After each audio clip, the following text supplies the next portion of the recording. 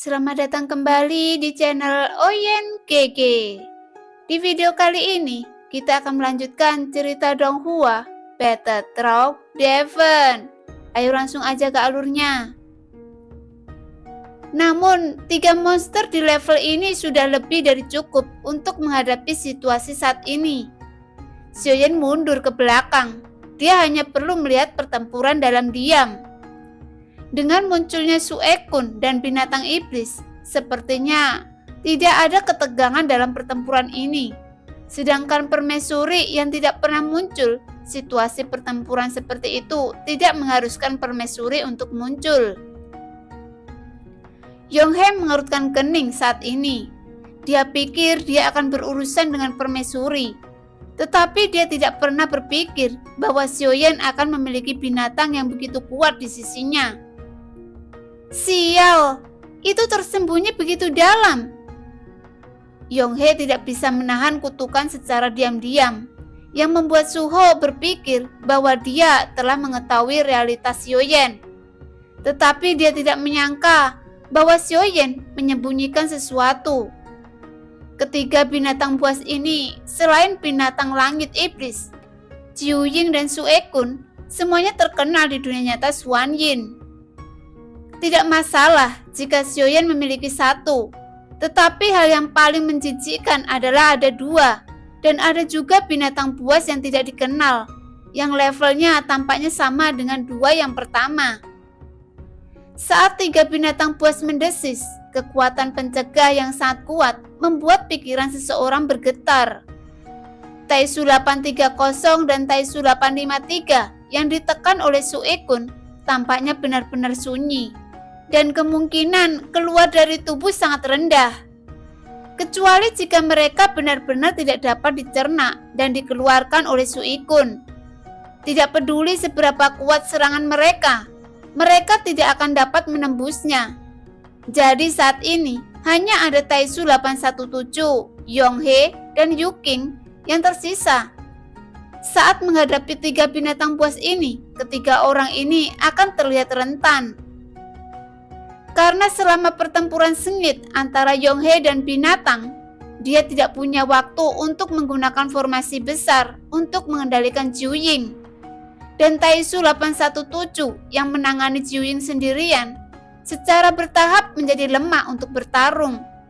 Dan sepertinya Jiu Ying sudah bermain dengan Taisu 817, seperti kucing bermain dengan tikus. Namun, serangan Taisu 817 tidak dapat membahayakan Jiu Ying, dan sosoknya tercapik-capik oleh 9 kepala piton Jiu Ying. Dalam situasi pertempuran saat ini, situasi umum orang-orang Taisu ini telah berakhir, termasuk avatar Suho. Pertempuran ini sepertinya tidak ada ketegangan, juga dihancurkan oleh kekuatan binatang iblis. Bahkan jika Yuking berpartisipasi dalam pertempuran, dia masih tidak bisa mengguncang binatang iblis. Jelas binatang iblis telah menghancurkan internal bahkan sebelum melepaskan kekuatan aslinya. Jika dilihat dari wajahnya saat ini, Yonghe sudah berniat mundur. Sialan, dia masih memiliki latar belakang seperti itu. Yuking, bersiaplah untuk mundur. Taisu ini terlalu lemah dan tidak ada kemungkinan kemenangan dalam pertempuran ini. Yonghe mengeluarkan suara rendah, dan saat dia berbicara, sosoknya dan Yuking segera melesat ke belakang.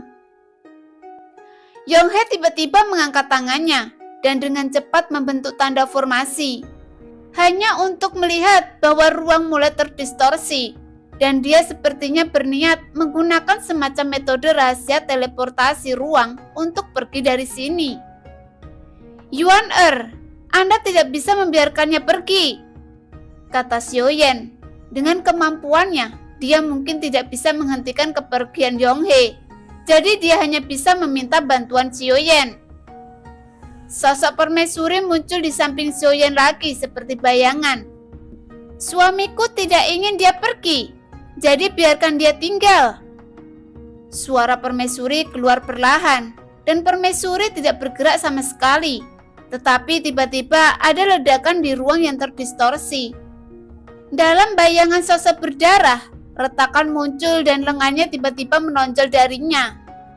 Kecepatannya sangat cepat, menonjol dengan kecepatan kilat dan menghantam dada Yonghe, merobek daging dan darah dari dadanya dalam sekejap, memperlihatkan tulang dan jantung emas yang berdetak yang berisi kekuatan abadi. Menghadapi serangan yang sangat tiba-tiba, kulit Yonghe juga berubah drastis, dan dia buru-buru mundur karena malu, dan lengan yang retak segera ditarik kembali, yang juga berarti bahwa formasi yang ditinggalkan Yonghe telah rusak. Kekuatan ini Raja Iblis Tianhe. Jantung Yonghe yang ditembak mundur terguncang. Kekuatan barusan membuatnya merasakan perasaan mati. Energi iblis yang kuat di sini hanya dapat dimiliki oleh Raja Iblis Tianhe. Apakah ini? Xiaoyan juga terkejut, dan energi iblis yang kuat membuat Xiaoyan merasa bahwa Raja Iblis Tianhe yang melakukannya. Saya tidak dapat mengingat nama teknik bertarung Tianhe. Tempat itu penuh dengan energi iblis, jadi saya tertarik. Jadi saya akan menggunakan tekniknya untuk mencoba kekuatannya. Tetapi tapaknya sedikit berkarat. Jika tidak, satu pukulan baru saja akan cukup untuk membunuhnya, jawab sang permaisuri. Xiaoyan tersenyum kecut ketika mendengar kata-kata itu. Bisakah dia begitu kuat dengan keterampilan bertarung orang lain? Dan sepertinya skill bertarung orang lain mudah didapat. Tidak perlu melatihnya sama sekali. Asalkan pernah melihatnya sekali, dia bisa dipelajari. Xiaoyan menyesalkan bahwa keabadian kaisar sudah sangat kuat baginya. Setidaknya telah mencapai tingkat keabadian kaisar. Padahal, selama dia tidak serakah dan tidak mengambil risiko, kemungkinan jatuh sangat kecil.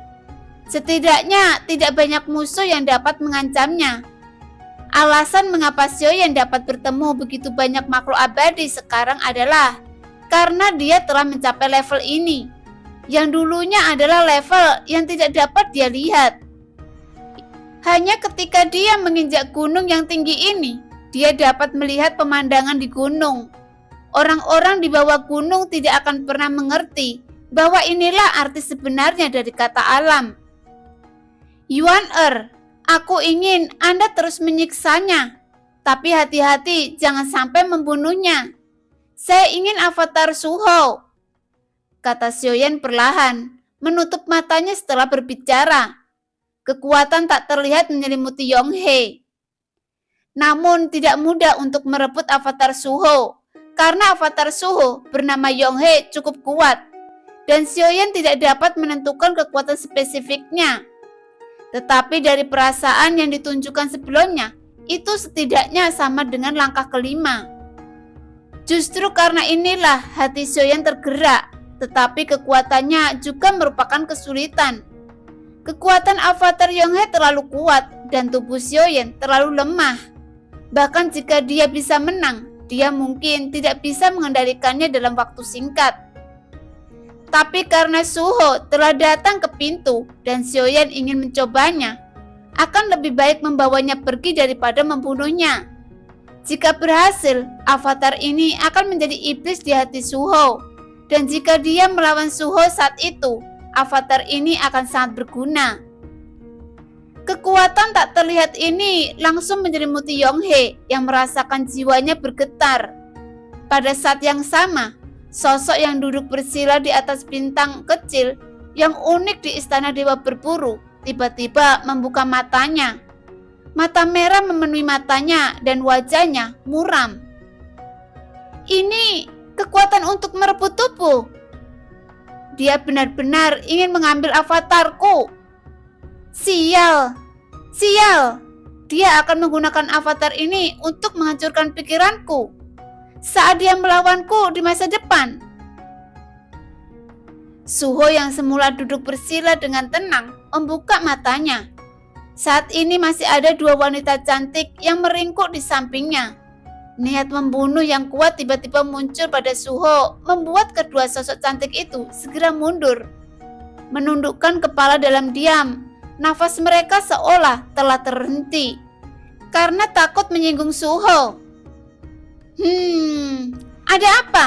Aku ingin melihat siapa yang memiliki kekuatan lebih kuat untuk merebut tubuh itu. Ketika Xiaoyan merebut tubuh Yonghe, kekuatan merebut tubuh itu juga menyelimuti Xiaoyan. Tetapi Suho mengutuk secara diam-diam lagi. Sialan, baju besi dewa palsu ini benar-benar dapat memblokir kekuatan merebut tubuh. Karena saat ini, Xiaoyan ditutupi oleh baju besi dewa palsu, dan sulit bagi kekuatan Suho untuk merebut tubuh untuk menembus baju besi. Jadi idenya untuk merebut Xiaoyan hanya bisa berakhir. Karena dia tidak dapat merebut tubuh Xiaoyan, jadi sekarang Suho hanya bisa menggetakkan gigi. Tidak membiarkan tiruannya direbut oleh Xiaoyan. Kekuatan jiwa Xiaoyan untuk merebut tubuh telah menyerang tubuh fisiknya dari segala arah. Sejenak, Suho merasakan perasaan krisis yang berdebar-debar. Itu karena Suho belum pernah melihat kekuatan yang begitu kuat untuk merebut tubuh. Dan dia mengambil tubuh itu dengan kecepatan yang sangat cepat. Bahkan dia tidak dapat memblokirnya sama sekali. Jika terus berlanjut dengan kecepatan ini, tidak akan lama. Dan saya khawatir Xiaoyan benar-benar akan membawanya pergi sepenuhnya. Dan kemudian dengan paksa mengeluarkan jiwanya dari tubuh Yonghe. Yuking, mundur! Yonghe tahu bahwa situasi saat ini di luar kendali dan dia harus melakukan segala kemungkinan untuk pergi. Yonghe terus membuat sidik jari dan sepertinya dia masih ingin menggunakan teknik teleportasi. Tetapi pada saat dia baru saja membentuk segel, sebuah retakan tiba-tiba muncul di sampingnya yang persis sama dengan trik tadi, dan lengan berwarna darah lainnya tiba-tiba menonjol dari retakan itu. Kali ini Yonghe bersiap dan mengelak dalam sekejap. Meski berhasil mengelak, formasi teleportasinya kembali rusak. Mata Yonghe sedikit tenggelam dan sosoknya melesat ke belakang. Mempercepat kecepatan formasi segel, tepat ketika formasi bergerak, Yonghe akan segera selesai. Retakan itu muncul lagi dan menghentikannya lagi. Yang membuat formasi teleportasi Yonghe terputus lagi dan metalitasnya mulai menjadi mudah tersinggung. Tidak peduli seberapa cepat dia membentuk formasi, setiap kali formasi akan berhasil, retakan akan selalu muncul tepat waktu dan mengganggu. Tujuannya sangat jelas, yaitu tidak membiarkannya pergi. Apa yang membuat Yonghe semakin kesal adalah bahwa kekuatan Suho merebut tubuh yang tidak dapat bersaing dengan Xiaoyan. Meskipun kekuatannya terlalu kuat, tetapi perasaan dimakan sedikit demi sedikit membuat Suho sangat tidak bahagia. Tetapi pada saat ini, dia mencoba yang terbaik, tetapi tepat tidak berguna. Dan tidak mungkin untuk melarikan diri. Tampaknya dia hanya bisa melihat tanpa daya saat avatarnya secara bertahap dimakan oleh Xiaoyan. Dan akhirnya ditelan sepenuhnya oleh Xiaoyan yang membuat Suho menyerahkan tubuh itu. Baginya itu bukan hanya soal avatar, tapi juga sangat memalukan. Karena menurutnya, dialah yang benar-benar beruntung dan Xiaoyan yang seharusnya gagal, bukan dia. Jika Anda ingin mengambil avatarku, jangan pikirkan itu. Pada binatang kecil yang unik di Istana Dewa Berburu, yang jauh dari hutan belantara abadi, raungan marah Suho datang, seolah-olah seluruh bintang bergetar. Bintang Istana Dewa Berburu mendengarkan perintah dan mengoperasikan formasi besar Juan Yun. Suara raungan Suho keluar lagi, dan suara itu jatuh sesaat melihat sekeliling. Cahaya biru naik ke langit di atas banyak binatang di Istana Dewa Berburu, dan kemudian cahaya biru terus berkumpul di kehampaan, dan formasi besar secara bertahap terbentuk. Bahkan jika gerakan semacam ini terlihat dari kejauhan, pasti masih mengejutkan di atas kehampaan yang luas. Di atas bintang-bintang, pancaran cahaya biru yang naik ke langit mengandung energi yang tak terbayangkan. Di atas bintang kecil, sosok Suho langsung tersapu. berubah menjadi pelangi panjang dan terbang ke dalam kehampaan. Sesaat kemudian, sosok Suho datang ke formasi besar. Suho mengangkat tangannya dan seluruh formasi bergerak perlahan dengan gerakannya. Di tengah formasi ada struktur yang terbuat dari pola formasi. Jubah Suho melambai, formasi berbalik dan berubah arah. Jelas, arah yang dihadapi formasi awan pengubah langit saat ini adalah hutan belantara abadi. Jangan berpikir bahwa Anda dapat melakukan apapun yang kamu inginkan dengan 3 binatang buas, dan bahkan mencoba untuk mengambil avatarku. Anda harus mati pada saat ini. Suho bergumam dengan suara rendah, mengungkapkan niat membunuh yang kuat dengan suaranya yang dalam. Hukuman surgawi, bunuh! Setelah selesai berbicara, Suho melambaikan jubah lengannya, dan ada ledakan di susunan awan yang mengubah langit setinggi 10.000 kaki di atas kehampaan. Dan seberkas cahaya di mata raksasa menembus kehampaan, seolah-olah itu ingin menembus langsung ke langit. Bahkan setelah jarak yang begitu jauh, juga ikut formasi untuk membunuh Xiaoyan. Saat sejumlah besar berkas cahaya menyapu, sebuah bintang di ujung jauh tiba-tiba meledak dan berubah menjadi lubang cacing yang tak terbayangkan, dan sejumlah besar berkas cahaya jatuh ke dalam lubang cacing. Pada saat yang sama, di hutan belantara abadi yang jauh dari istana dewa berburu, Yonghe menyeburkan seteguk darah saat ini, dan auranya langsung menjadi lamban, dan sebuah kekuatan abadi di tubuhnya bahkan semua melonjak keluar. Kemudian bola cahaya transparan muncul di tangannya, dan setelah memegangnya di telapak tangannya, dia meremasnya dan meledakannya tanpa ragu. Tiba-tiba bola cahaya meledak dan seluruh sekeliling dipenuhi dengan aura yang merusak. Kemudian Yonghe mengeluarkan raungan yang mengerikan, mengangkat tangannya melintasi kehampaan, seolah-olah menggenggam kehampaan dan kemudian merobeknya dengan keras. Ruang itu benar-benar seperti selembar kertas lengkap di saat berikutnya. Tetapi saat ini ada celah yang robek. Xiaoyan mengerutkan kening saat angin kencang menyapu celah besar itu, dan gelombang berbahaya bergoyang dari celah itu. Sidik jari Yonghe berubah dengan cepat. Sepertinya dia tidak lagi berniat menggunakan teknik teleportasi, dan melainkan berniat membunuh Xiaoyan secara langsung. Jelas, Xiaoyan secara paksa meninggalkan avatarnya di sini, dan kemudian ingin mengambilnya seperti kura-kura di dalam guci, yang benar-benar membuat marah Suho.